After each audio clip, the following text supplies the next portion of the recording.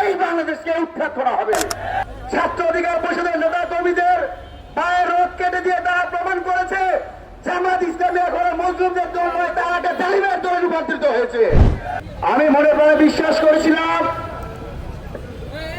বাংলাদেশ জামাত ইসলামী একটি নির্যাতিত মানুষের দল, মজলুমদের দল, কিন্তু গতকাল আমরা দেখতে পেয়েছি কুষ্টিয়ায় ছাত্র অধিকার পরিষদের নেতা কর্মীদের পায়ের রোগ কেটে দিয়ে তারা প্রমাণ করেছে জামাত ইসলামী এখন মজলুমদের দল নয়, তারা একটা জালিমের দলে রূপান্তরিত হয়েছে।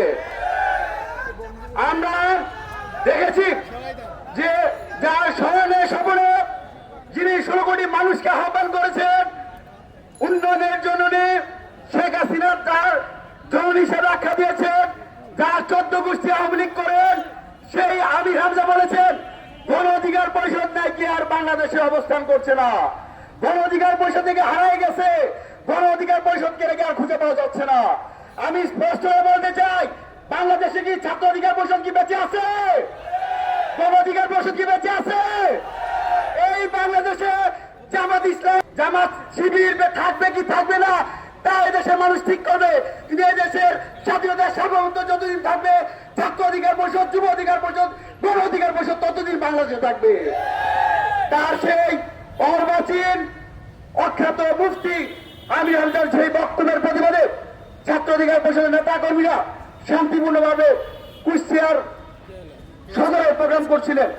সেই প্রোগ্রামে আমির হামজা তার সাথে থাকা জামাত শিবিরের চেলাপড়া দিয়ে, গুন্ডাদের দিয়ে, লাঠি সোটা রামদা দিয়ে ছাত্র অধিকার পরিষদ সরকারি কুষ্টিয়া কলেজের সভাপতি সুহানকে তার নাকের হাড় ভেঙে দিয়েছে, তার হাত ভেঙে দিয়েছে। কলেজ শাখার সাধারণ সম্পাদক মহাদিসকে তার তাদের যে চরিত্র আমরা ভেবেছিলাম জামাত শিবির হয়তো 71-এর তাদের যে ক্যারেক্টার ছিল সেখান থেকে তারা সরে এসেছে, তাদের যে রক্ষার ইতিহাস ছিল সেখান থেকে তারা সরে এসেছে। কিন্তু আমরা অত্যন্ত বৈতাবের সাথে দেখতে পেলাম সেই মহাদিসকে তারা রক কাটার উদ্দেশ্যে তার পায়ের গোড়ালি কেটে দিয়েছে, 2টি রক কেটে দিয়েছে, বর্তমানে তার পায়ে 26টি সেলাই লেগেছে।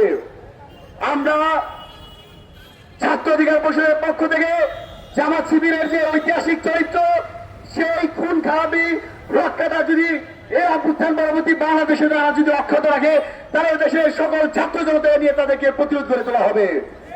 আমাদের বক্তব্য স্পষ্ট। আমরা দেখেছি মুফতি আমির হামজা একজন সংসদ সদস্য, তিনি বর্তমান সংসদের বিভিন্ন নারী যারা আছেন, সাংসদ আছেন, তাদের চরিত্র নিয়ে কথা বলছেন। নারী সাংসদের শারীরিক গঠন নিয়ে কাউকে বলা হচ্ছে তার বুড়ি বেড়ে গেছে, আরো অসহ্যজনক আচরণ করছে। জাহাঙ্গীরনগর বিশ্ববিদ্যালয়ে বলা হয় সকালে নাকি সেখানে মদ দিয়ে কুলি করতে হয়, বিভিন্ন বিশ্ববিদ্যালয় নিয়ে তারা আটাখানা ব্যবসাখানা বলে অভিষিত করা হয়। আমরা স্পষ্ট বলতে চাই, ছাত্র অধিকার পরিষদ মনে করে একজন আইন প্রণেতা এরকম একজন উন্মাদ পাগল হয়ে একজন আইন প্রণেতা বাংলাদেশে থাকতে পারে না। অনতি বিলম্বে সংসদ সদস্য হিসেবে মুফতি আমির হামজাকে তার এই জায়গা থেকে অব্যাহতি দিতে হবে। সর্বশেষ একটা কথা বলেই শেষ করবো, যদি এই বাংলাদেশের কোন বিশ্ববিদ্যালয় ক্যাম্পাস যারা কোথাও যদি ছাত্র অধিকার পরিষদের একজন কর্মীর পশ্চিমে আঘাত আসে, ছাত্র শিবিরের নাম নিশানা এই বাংলাদেশকে উৎখাত করা হবে।